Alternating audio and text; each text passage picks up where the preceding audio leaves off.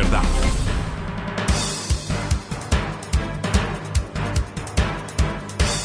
Estamos de regreso ya y vamos a conectarnos con dos constitucionalistas, el doctor Jorge Benavides y el doctor Rafael Ollarte. A ellos les queremos plantear dos preguntas para que en el desarrollo de la conversación podamos, digamos, identificar qué nomás significan y qué otras puertas se abren. Y el primer tema es que la Corte Constitucional niega al expresidente Correa su recurso sobre la condena, el juicio que tuvo, y entonces él acudió a la Corte Constitucional. Con esto se cerraría todo el proceso legal. Hay otros, digamos, otros niveles que podría recurrir el presidente. Doctor Jorge Benavides, bienvenido. Buenos días, Jorge, bienvenido.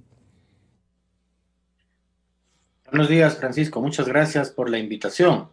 Como usted advierte, en efecto, una vez que la Corte Constitucional, por un lado, rechazó en su momento la interposición de una acción extraordinaria de protección en contra de la decisión de la Corte Nacional de Justicia, y luego que presentó el recurso de aclaración y ampliación de ese auto que inadmitía esa acción extraordinaria de protección de la sentencia emitida por la Corte Nacional de Justicia en contra del expresidente respecto al caso Sobornos, este momento ya no existe otro medio jurídico para impugnar dentro del Ecuador. Entiendo que la impugnación que se ha dado en este momento a través de los canales correspondientes, a través de la Corte Constitucional, lo que servirá para las personas sentenciadas en el caso Sobornos es, como han advertido, la posibilidad de interponer acciones fuera del país. Esto es ante instancias internacionales. Pero hoy por hoy, luego del pronunciamiento de la Corte Constitucional, no existe ningún otro mecanismo jurídico a nivel interno para impugnar la decisión adoptada por la Corte Nacional de Justicia.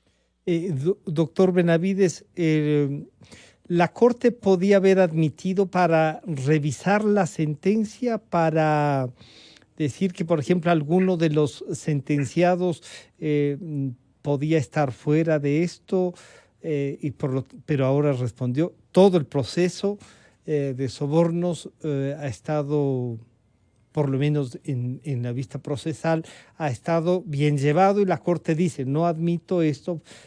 ¿Será que la Corte Interamericana el siguiente paso, doctor Benavides? Sí, en efecto, la decisión de la Corte Constitucional cuando inadmitió esta acción extraordinaria de protección interpuesta en contra de la decisión del máximo Tribunal de Justicia Ordinaria, esto es, de la Corte Nacional de Justicia, no advirtió, por eso no admitió que existieran violaciones al debido proceso y otros derechos constitucionales. Y es cuando se presenta esta aclaración y ampliación sobre ese auto que inadmite esa acción extraordinaria, en donde la Corte tampoco da paso a esa aclaración y ampliación, porque señala que lo que se buscaba era rever esa inadmisión, y esa no es la finalidad del recurso. Como señalan los términos, aclarar es algo que no esté claro, y ampliar es desarrollar algún tema que no ha sido desarrollado o tratado por parte del Tribunal de Admisión de la Corte Constitucional. No una revisión. ¿Qué es lo de que la les primera. queda? Bueno, podrían interponer. Así es, no es una posibilidad de revisar, sino que simplemente aclarar temas que no sean claros, que sean oscuros, o, por ejemplo, desarrollar temas que en principio han sido omitidos por parte del Tribunal de Admisión.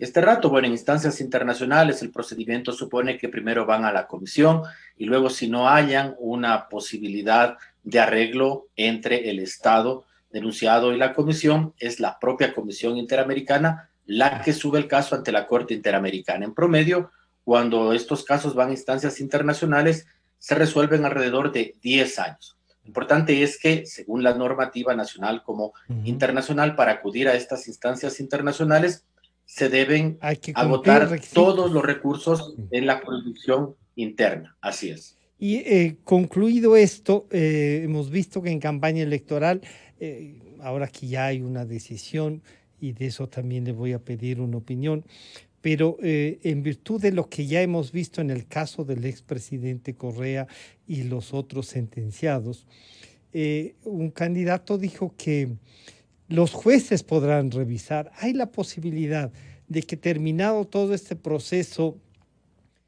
venga una nueva Corte Nacional de Justicia. En el país puede pasar de todo.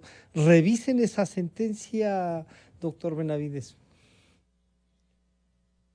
Yo creo que ya no hay posibilidad, porque ya interponiendo la acción que corresponde ante la justicia constitucional, que es el órgano de cierre del sistema jurídico nacional, se da cuenta que no han existido violaciones procesales, violaciones al debido proceso u otros derechos en la decisión dada por parte de la Corte Nacional de Justicia. En ese sentido, no cabe la posibilidad de que un nuevo tribunal vuelva a revisar ya lo decidido por la Corte Nacional y sobre todo una vez que ya ha sido interpuesto la acción extraordinaria de protección. Entonces no No existe existe esa ninguna, posibilidad. no hay la posibilidad de demandar esa sentencia nuevamente al interior y que un juez pueda decir sí, fue todo este proceso que ha llegado hasta la Corte Constitucional, no es válido encontrar la nulidad de esto y pasar adelante para ser juzgados de otra manera o a lo mejor exculpados. Eso ya no es una posibilidad entonces, doctor Benavides. Y hay una posibilidad en el ordenamiento nacional interno, porque incluso ya la Corte Constitucional advierte que en ese proceso no se violentaron derechos constitucionales relativos al debido proceso. Ya ha dicho claramente la Corte y la Corte cierra la discusión. En ese sentido, la Corte Constitucional advierto y en ese sentido ya no existe la posibilidad. Entonces, ¿qué pueda pasar? Bueno, políticamente, exacto. luego ya no sabemos ya. Pero supongamos que ganan un sector que dice lo que vendría que es un indulto, un perdón, pero ya la sentencia queda en firme. Es otra figura la que podría jugar para liberar, por lo menos en todo caso dirían, de la cárcel, pero los sentenciados por los sobornos ya están. Así es, ya las personas que han sido sentenciadas por el caso sobornos han tenido la posibilidad dentro del marco constitucional de presentar las impugnaciones que corresponden dentro del momento procesal oportuno. Y una vez que la Corte Constitucional incluso inadmitió en primer momento la interposición de esta acción y luego tampoco aceptó la aclaración y ampliación, no existe posibilidad. Ya otras figuras son aquellas que corresponden, por ejemplo, a la función ejecutiva de cara a la posibilidad de otorgar indultos. Pero bueno, eso es otra figura, eso es otro tema. En el ámbito jurídico y las impugnaciones que correspondan procesalmente, ya dentro del ámbito interno ya no existe posibilidad de revisar. Entiendo que esta interposición se da sobre todo con la finalidad de agotar los recursos previos antes de acudir a instancias internacionales. Quiero saludar al señor doctor Rafael Ollarte, gracias por acompañarnos, doctor. Bueno, el doctor Benavides nos decía, está agotado el proceso y ya no hay, sino esto de las instancias internacionales después de haber, digamos, concluido todo lo del caso Sobornos y especialmente, claro, encabezado por el expresidente Correa. Y le decía al doctor Benavides, si políticamente pueden encontrar alguna forma de pedir la anulación o buscar la nulidad de este proceso que ha concluido con todas las etapas.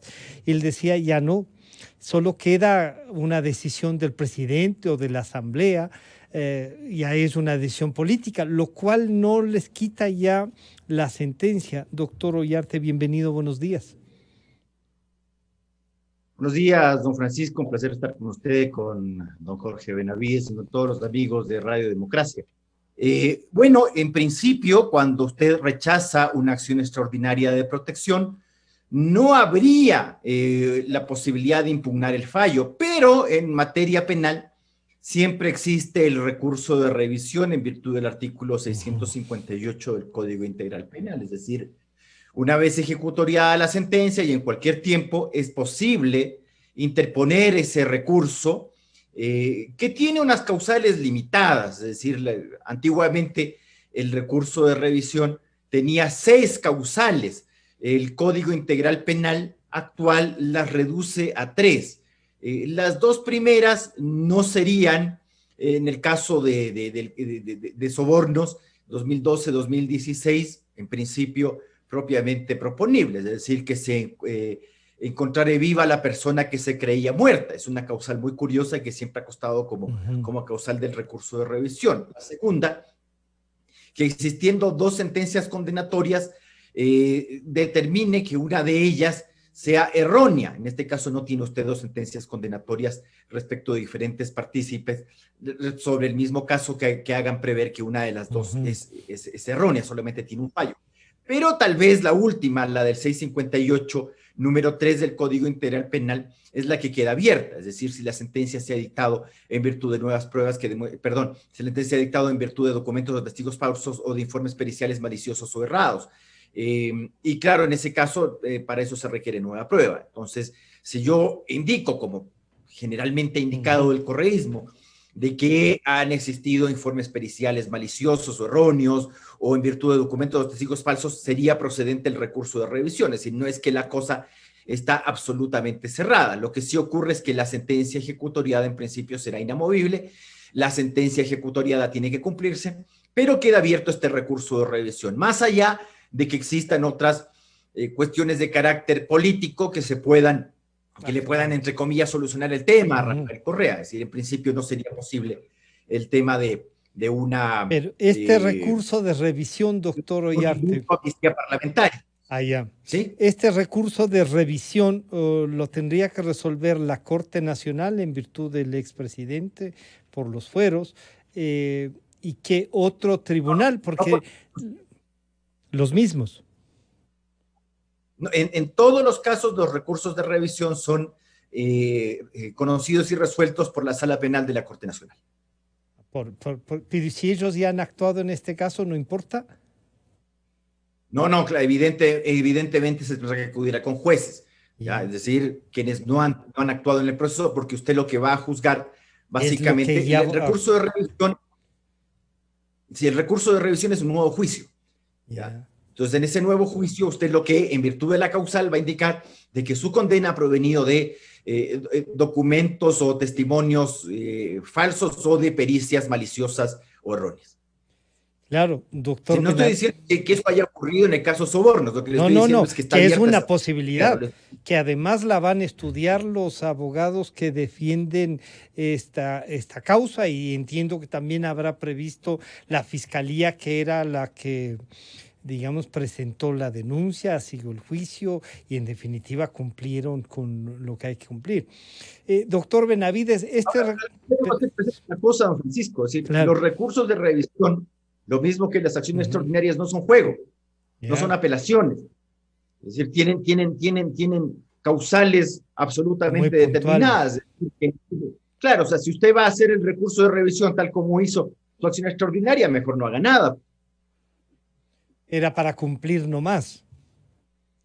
Bueno, yo no sé si era para cumplir nomás, pero claro, o sea, ver una acción extraordinaria desastrosamente elaborada.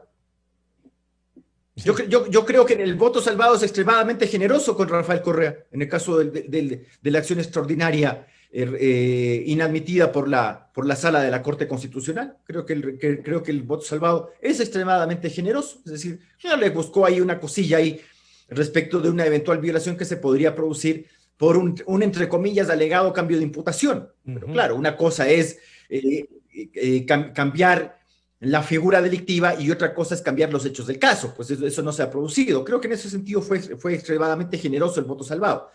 Creo que en general el voto de mayoría de inadmisión por parte de la Corte es acertado, ¿no? Claro, doctor Benavides, este voto salvado puede ser también un punto adicional para ir a este recurso de revisión. Si bien se ve que es rígido y habría solo en la tercera opción, digamos así, la posibilidad de hacerlo, sí deja abierta ahí que un grupo de jueces pueda revisar y que actúen políticamente en el país. Eso no es común, pero además lo que nos acaba de recordar el señor doctor Ollarte, el voto salvado no es también dejar esa puertita, doctor Benavides. Como bien advierte el doctor Ollarte, buenos días, un cordial saludo al profesor. En efecto, existe la posibilidad en materia penal de interponer este recurso de revisión, pero es un nuevo proceso sobre unas causales especializadas y específicas establecidas en el COIP.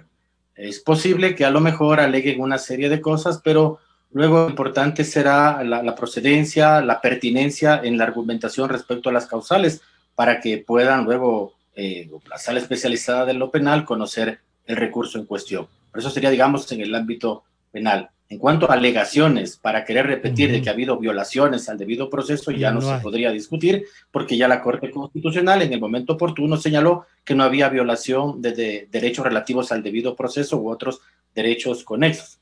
Entonces, claro, es una posibilidad jurídica que queda abierta, pero ya en el ámbito de lo penal. Y obviamente es un recurso que tiene sus formalidades, sus requisitos, y deberá ser interpuesto de acuerdo a la normativa penal correspondiente. Claro, entonces lo que queda es una actuación política, como recordábamos, o del presidente de la República o de la Asamblea. ¿Qué requisitos debería tener entonces tanto del presidente como de la Asamblea para tratar este tema y resolver en cada uno de esos casos, doctor Oyarte? Bueno, siempre existe la posibilidad en general, ¿no? Del indulto parlamentario o la amnistía parlamentaria o del indulto presidencial. Claro, hay una diferencia grande entre la posibilidad de indulto o amnistía por parte de la Asamblea de la posibilidad de indulto presidencial. En el caso de la amnistía solo se otorga por delitos políticos y la amnistía es general. Pero usted sabe lo que hemos vivido en Ecuador con las famosas amnistías. Es decir, aquí con decir que la persecución ha sido política, basta para otorgar amnistías. Por eso le otorgaban amnistías a Abdalá Bucaram o cosas. Es la vía que querría seguir el correísmo, ¿no? Es decir, abdalizar a Rafael Correa. Bueno, no está muy lejos, ¿no? Tampoco, ¿qué le vamos a hacer? La posibilidad también del indulto parlamentario, también como el de la amnistía, tiene una dificultad por la restricción constitucional de que no se puede ejercer esa facultad del órgano legislativo, específicamente en los casos de delitos contra la administración pública. Entonces, siendo como lo es el cohecho, el peculado, la concusión, el enriquecimiento ilícito, delitos contra la administración pública, en el caso sobornos por cohecho, no se podría ejercer esa facultad del órgano legislativo, pero lo insisto, en el pasado ya ha ocurrido.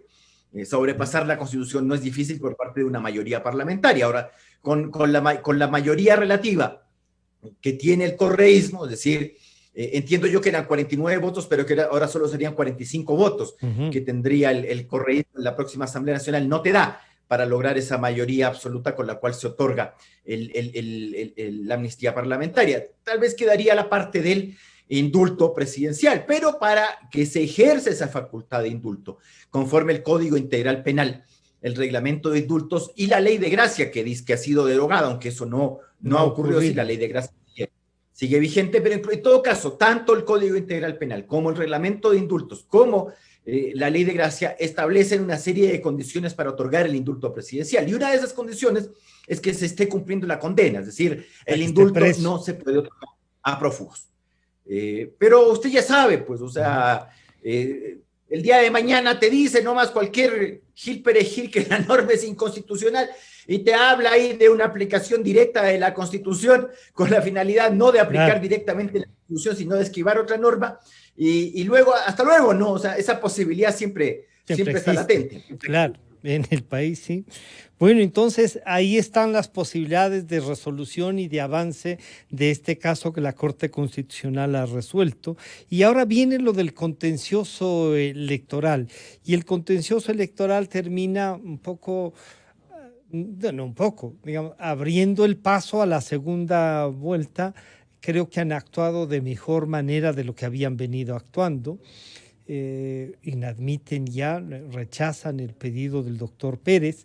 ¿Qué nomás conlleva esto? ¿Da por zanjada lo que pedía? ¿Hay algún otro espacio de reclamo del señor doctor Pérez o ya continúa el proceso, doctor Benavides? Ya daría zanjado el proceso electoral y ya de cara a la segunda vuelta. Evidentemente, la interposición de los recursos por parte del candidato Pérez no reunirían los requisitos establecidos en el Código de la Democracia.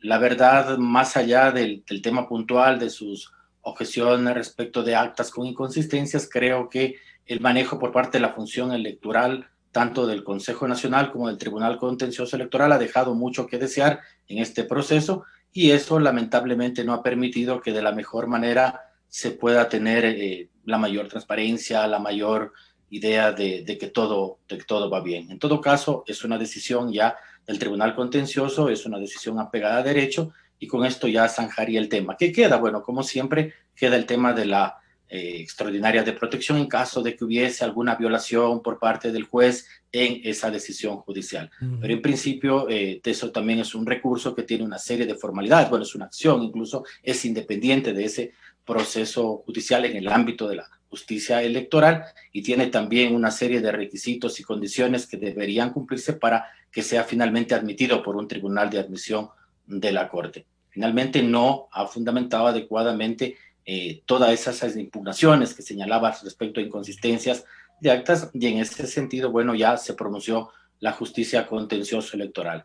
¿Qué es lo que queda? Bueno, de aquí en adelante que se proceda de acuerdo a la normativa, y que sobre todo la función electoral en general garantice las condiciones adecuadas de diálogo público, de deliberación pública, de cara a que la ciudadanía pueda participar plenamente informada en el proceso electoral, que se garanticen los derechos de participación en la dimensión del sufragio positivo y el pasivo, el activo y el pasivo. Esto es, ¿no es cierto?, para las personas que acudimos a votar, y por supuesto para los actores políticos que se presentan en esta contienda. En este sentido, entonces, ya con esa decisión del Tribunal Contencioso quedaría zanjado el tema, y habría que avanzar ya en el proceso de la segunda vuelta lo que usted electoral. dice que podría pedirse, que será una acción extraordinaria ante la Corte Constitucional, doctor Benavides. Sí, claro, o sea, siempre queda esa posibilidad de que se presenten contra decisiones judiciales en firme la posibilidad de una extraordinaria de protección, si es que hubiese alguna violación al debido proceso. Entonces, siempre también es una posibilidad que podría estar ahí. Yo no sé si los accionantes, en este caso del movimiento político que respalda al señor Pérez, interpongan o no la acción, pero siempre es una posibilidad, una alternativa que debería, así es, el ordenamiento jurídico. En todo caso, adelantar que por más que se interponga una acción extraordinaria de protección, no tiene efectos suspensivos. Claro, no hay efectos suspensivos, entonces los plazos decurren y los trámites correspondientes de cara a la segunda vuelta electoral deben continuar. Claro, doctor Ollarte, entonces el proceso va a continuar. Lo que sí ha quedado, digamos, van sembrando, lo han ido minando al proceso y han ayudado para eso, no solo desde afuera, sino los propios actores, como nos recordaba el doctor Benavides, un Consejo Nacional Electoral incapaz de llegar a acuerdos, aunque ahora se los ve trabajando de mejor manera, y un contencioso electoral listo para hacer cualquier relajo. Y entonces esa reunión del juez Torres, esas destituciones, uno se pone a pensar, la conclusión es, ¿sirve para algo esto de tener un contencioso electoral? Y deberíamos discutir en serio si es que no siembra más dudas o no pone más dinamita en los procesos que ayudarnos a disolver estas dudas, doctor Ollarte. A ver, bueno, sí, hay que hacer una precisión. La ley de garantías impide la proposición de acción extraordinaria contra decisiones del Tribunal Electoral durante procesos electorales. Entonces, pero del contencioso igual, ¿no? Sí, por eso le digo, el Tribunal Electoral. Entonces, el artículo 62.7 de la Ley de Garantías. Y la Corte confirmó la constitucionalidad de esa norma en el caso Vistazo. Es decir, cuando revisa esa sentencia del Tribunal Electoral, hace una serie de elucubraciones respecto de si es que en el caso Vistazo la sentencia del Tribunal Contencioso Electoral se había dictado o no dentro del proceso electoral, determinando que no, entonces confirmando la constitucionalidad de la norma. Entonces, en este caso no sería posible. A mí esa norma no me gusta, me parece inconstitucional, pero bueno, sobre su regularidad ya se ha pronunciado exactamente la actual Corte Constitucional, entonces no habría la posibilidad de una acción extraordinaria en este caso.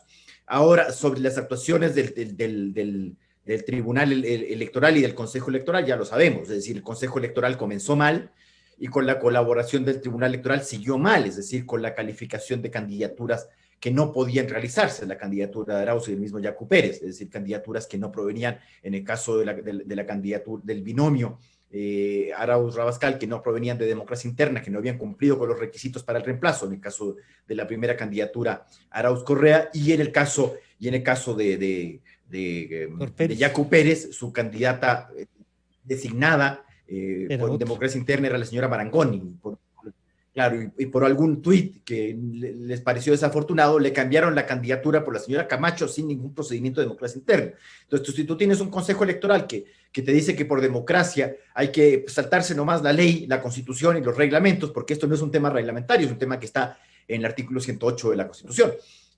Bueno, si comienzas así, terminas así. El mismo tema de los 4 partidos o movimientos que el Tribunal Electoral habilitó para presentarse en estas candidaturas, partidos y movimientos creados según el Contralor, y creo que se ha confirmado, con firmas falsas, fraudulentas, con superposición de identidades y cosas por el estilo. Claro, porque uno puede entender que un partido o movimiento se desbarranque con el tiempo, eso siempre ha ocurrido. Le pasa ahora a Alianza País. Alianza País es un partido que se ha desbarrancado, pero claro, tú no puedes creer que un partido creado hace 2 días, que requiere el 0,5% del registro electoral, saque el 0,2, pues, o el 0,4, o el 0,6. Entonces, claro, ahí hay algún problema. Pero bueno, si tú haces esto, el resto es cualquier cosa. Yo estaba dentro de los temerosos de que vuelva a ocurrir el fenómeno Álvaro Noboa. ¿En qué sentido? En que el Tribunal Electoral se tome todo el tiempo en decidir el caso y luego te dicte una sentencia oscura que nadie entienda, en que luego de 2 meses te diga no me han cumplido el fallo, que fue el tema de Álvaro Noboa. Es decir, el Tribunal Electoral te seguía hablando el caso de Álvaro Noboa cuando estábamos en plena campaña, ya se habían hecho los debates y estaban impresas las papeletas.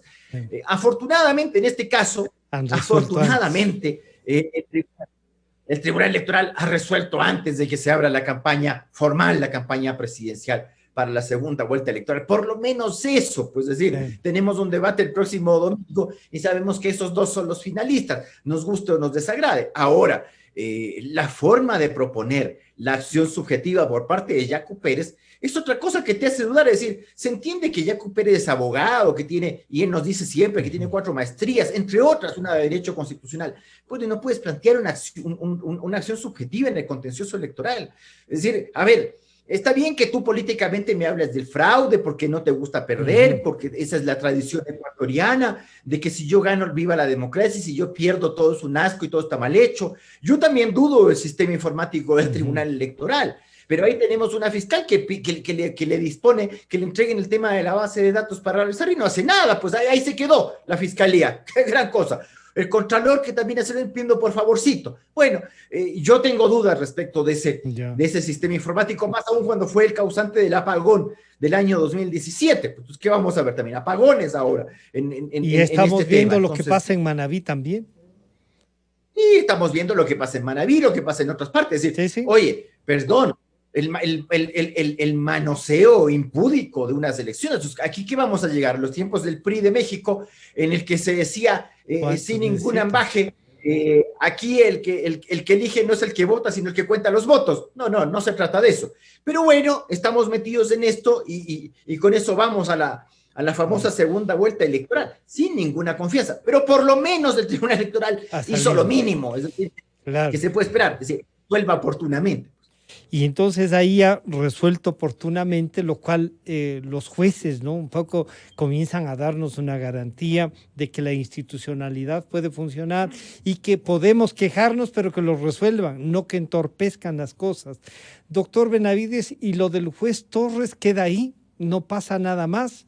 Y ahí sí les pido un planteamiento a los dos, sobre la existencia de este contencioso electoral, que desde mi punto de vista ha sido la mayor vergüenza que hemos pasado, no solo con este, sino con los anteriores también. Pero ¿sirve de algo? Hay que reformar que la Constitución para eliminar este contencioso, y ojalá sea con el de participación ciudadana de una vez, que está ahí, que puede ser usado para las cosas que pueden pasar a partir de mayo, doctor Benavides. Sí, bueno, recoger también lo señalado por el doctor Ollarte, que en efecto en tiempo electoral ya no procede interponer una acción extraordinaria de protección contra alguna decisión de la justicia electoral, pero nunca se sabe. Pero podrían pasarlo después. Que podría ocurrir que los actores políticos interpongan una acción, aunque el tribunal de inadmisión señale que hay un precedente dictado por la Corte e inadmita esa causa. Pero o sea, jurídicamente no procedería porque ya hay un pronunciamiento previo, claro, dado por la Corte, pero en el ámbito de lo político podría ocurrir. Respecto a la actuación del juez Torres, bueno, advertir que incluso, como es de conocimiento público, hay un reglamento dentro de del Tribunal Contencioso Electoral que prohíbe que los actores políticos se reúnan con los jueces, y hay ciertas excepcionalidades en que haya una autorización dada por parte del propio pleno del organismo para que pueda producirse algún tipo de reunión. Entonces, en principio habría una prohibición jurídica reglamentaria para que se hubiese dado esa reunión. Y bueno, están las responsabilidades establecidas dentro del ordenamiento jurídico cuando no se cumple. En todo caso, más allá también de lo jurídico, lo inadecuado, lo poco idóneo de una reunión de ese tipo de características no contribuye a la legitimidad del proceso. Usted preguntaba, Francisco, ¿qué ocurre con la forma de organización de la función electoral? Bueno, esto es un designio del constituyente que reemplazó el Tribunal Supremo Electoral que existía en la Constitución del 1998 por una función electoral que tiene un órgano administrativo, que es el Consejo Electoral que organiza las elecciones, y está el Tribunal Contencioso, órgano de máxima jerarquía en el ámbito de la justicia electoral. Entonces, con dos entidades dentro de una misma función. No creo que el diseño constitucional sea inadecuado per se, sino que creo que no han estado a la altura ambas entidades para manejar de manera armoniosa este proceso electoral. Que si se pueden producir reformas a posterior de cara a volver a un Tribunal Supremo Electoral, de mejorar, bueno, todo es posible. Ahora mismo, bueno, se está discutiendo una reforma constitucional respecto de la eliminación del Consejo de Participación. ¿Qué pueda pasar a futuro sobre la organización de los 5 poderes del Estado? Bueno, ya lo dirá en la posteridad los actores políticos si quieren o no modificarlo. Y ahí viene esto, entonces, doctor Ollarte, como sería todo esto una reforma constitucional, el constituyente puso este poder, o se podría dejar solamente al Consejo y eliminarlo al contencioso electoral, o incluir una reforma a esto en lo que ya está tramitándose. No sé, ya está tramitándose, si resuelven esta semana, incluso podrían consultarnos en abril sobre esto de la bicameralidad, y han insistido los proponentes en que la Asamblea no podría limitar lo que ellos proponen como reforma o como enmienda, entonces no podría. ¿Cuál sería el mecanismo para eliminar, me permito insistir, eliminar el contencioso electoral que tanto susto nos causó en un proceso lleno de dinamitas alrededor de este, doctor Ollarte? Sí, bueno, no somos el único país que tiene este sistema. El sistema nuestro, en este sentido, es muy parecido al peruano, en el que usted tiene un órgano administrativo, que es la Oficina Nacional de Procesos Electorales, que equivale a nuestro Consejo Electoral, y que tiene, por otra parte, un Jurado Nacional de Elecciones, que equivale a nuestro contencioso electoral. Lo mismo ocurre en el sistema chileno, en el que usted tiene un servicio electoral y un TRICEL, un Tribunal de Calificación de Elecciones. No somos los únicos, tiene otros sistemas que me parecen, bueno, si quería copiarle a los venezolanos, por último copie bien y establezca por una parte un consejo electoral y por otra parte una sala electoral del Tribunal Supremo de Justicia. Aquí lo que hicimos fue no crear una sala en la Corte Nacional, sino un órgano que funciona muy poco, es decir, funciona básicamente en época electoral. Y luego, bueno, sí, básicamente se nota que cuando hicimos la Constitución del 2008 la plata sobraba, que podríamos crear órganos raudales. Ahora, para eliminar el Tribunal Electoral, siguiendo los precedentes que podemos coincidir o no con la Corte Constitucional, en este caso se requeriría de una reforma parcial, es decir, no lo podríamos hacer de una enmienda. En la propuesta del Comité de Institucionalidad Democrática no está esto de eliminar el Tribunal Electoral. Curiosamente sí estaba una, que era la de impedir los indultos en los casos de delitos contra la administración pública por parte del presidente de la República, pero la Corte Constitucional señaló que eso era regresivo. creo que es un error de la Corte actual el haber hecho ese señalamiento, y el día de mañana ya sabemos lo que puede ocurrir.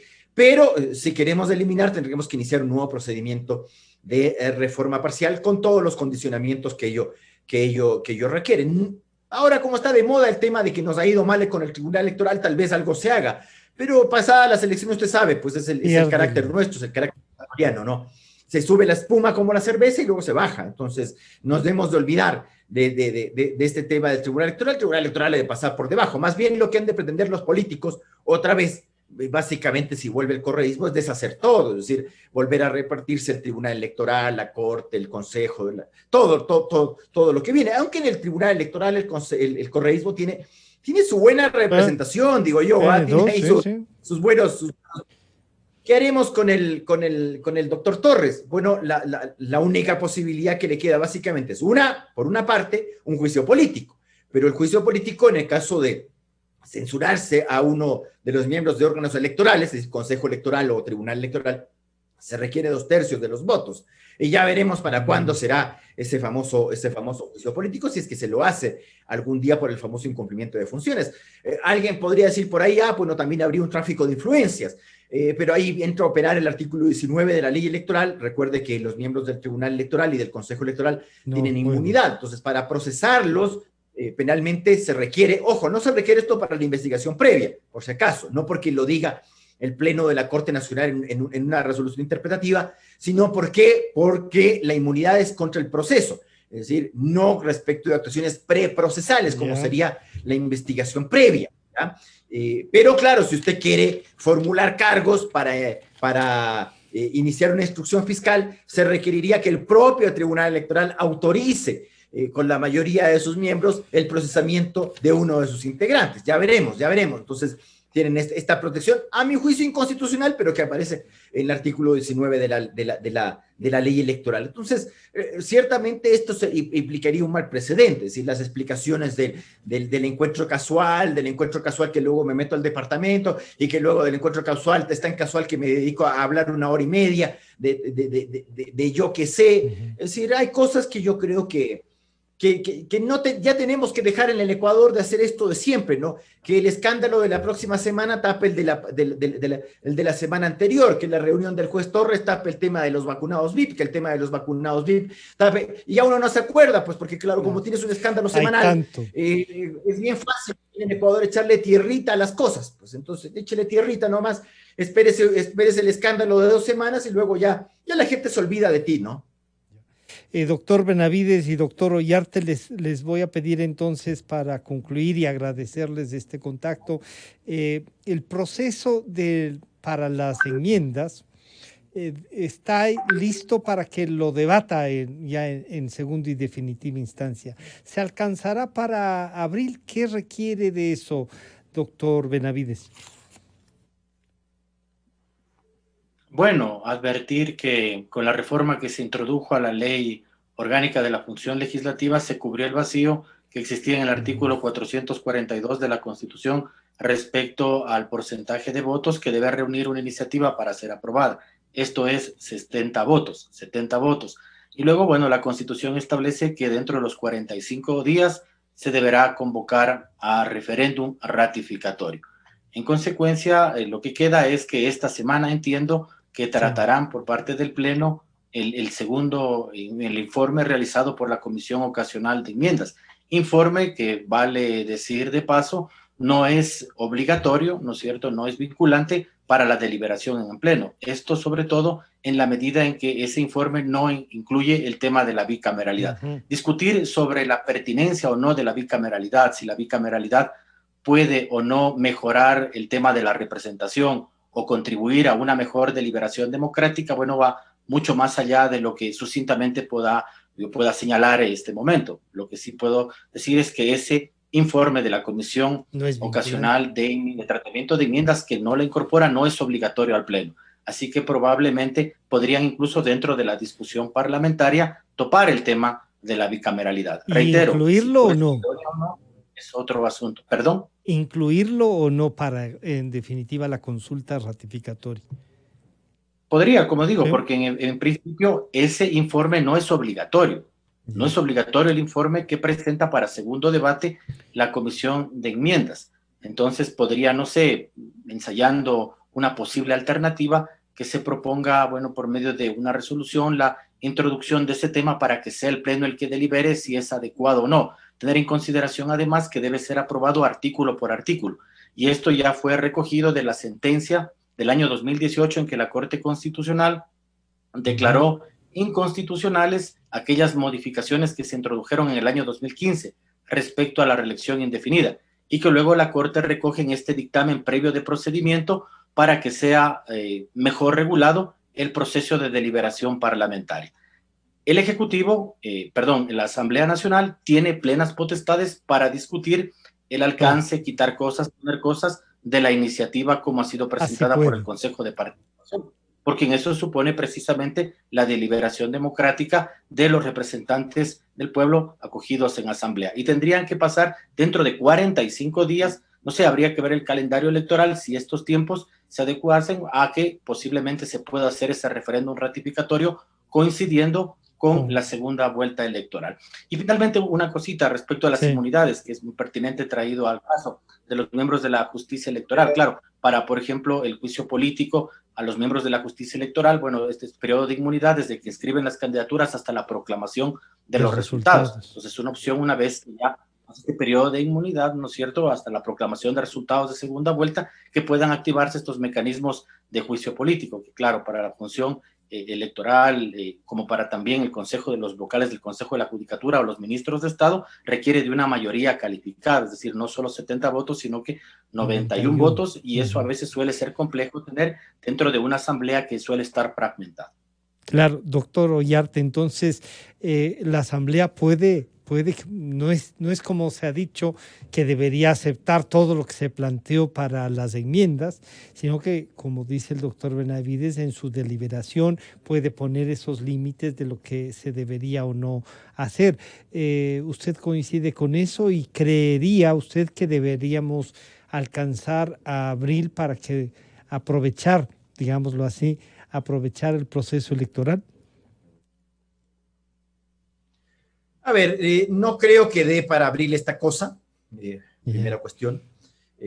Segunda cuestión, si bien la Corte Constitucional en algo aclaró el tema del procedimiento que se debe seguir para las enmiendas y reformas constitucionales, es decir, impidiendo que se haga debate en bloque respecto de las propuestas de enmienda o de reformas parciales, sino la obligación de debatir artículo por artículo, que en realidad fue una mala salida de la Corte Cervecera para salvarse pues de la revisión de sus actuaciones por parte del Consejo de Participación Ciudadana.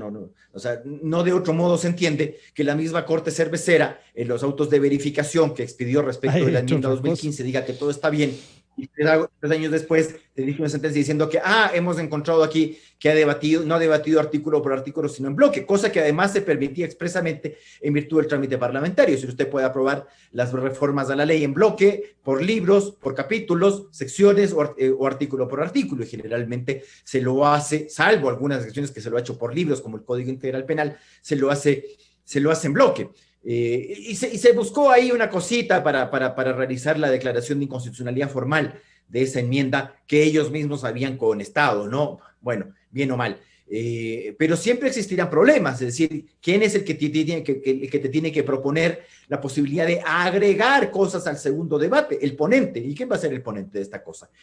Vea, a la larga esto no va a pasar de un tema de carácter político, porque aquí hay una cosa muy importante. Nosotros podemos hablar lo que nosotros querramos sobre cómo se deben aprobar las enmiendas, por ejemplo, esta cosa de que en segundo debate se apruebe con mayoría absoluta, que es la mayoría para la iniciativa parlamentaria de la enmienda. Es una cosa muy curiosa, es decir, la misma mayoría para iniciar una reforma parcial es la mayoría que te aprueba la reforma parcial. Es decir, bueno, cosas que pasan acá. Otra cuestión, básicamente este proyecto de reforma parcial, volvemos al tema de la carencia de transitorias, porque la pregunta es, si vamos a una reforma parcial y un referendo ratificatorio de la reforma parcial, posibilitando esta famosa bicameralidad, ¿Para cuándo? Y decimos que sí a la bicameralidad. O sea, yo veo difícil que esto pase por la Asamblea, pero digamos que la Asamblea aprueba y que el ciudadano ecuatoriano dice, sí, yo quiero volver a los congresos bicamerales. ¿Cuándo empieza a operar el Congreso bicameral? ¿El 2025? ¿O tenemos que hacer una elección anticipada para conformar este famoso Congreso bicameral? Y ahí volverán a operar los cálculos políticos. Vea, gane el que gane, Lasso o Arauz, ellos no van a tener mayoría absoluta, entonces ellos van a decir, y estando yo en el poder, preferiría que se realice una elección anticipada. Claro. Entonces, naturalmente, el bloque correísta y los pocos de Creo que hay van a decir, estamos de acuerdo con que hagamos una elección anticipada, es decir, que los próximos asambleístas... A ver quién mejora. Exactamente, porque claro, voy a obtener más votos, pero el problema va a ser el resto. Si yo no veo a Pachacutic votando por esto, no porque estén o no de acuerdo con la bicameralidad, no, por defender lo que han conseguido. Vamos a una elección anticipada, voy a perder mis parlamentarios. Sí. Bueno, yo les quiero agradecer y comprometerles, como siempre, ¿no? a seguir ayudándonos en el debate, en la reflexión pública. Doctor Benavides, doctor Ollarte, Rafael, Jorge, muchísimas gracias por acompañarnos. Un buen día. Siempre un placer, privilegio. Muchas gracias. Luego, gracias. Gracias, un gusto saludarles. Han estado con nosotros los profesores Rafael Ollarte y Jorge Benavides, constitucionalistas los dos. Por ahora estamos terminando el trabajo y ya nos encontraremos el día de mañana. Recordarles lo que suele recordarnos Gonzalo Rosero, buscando la verdad. Hasta mañana.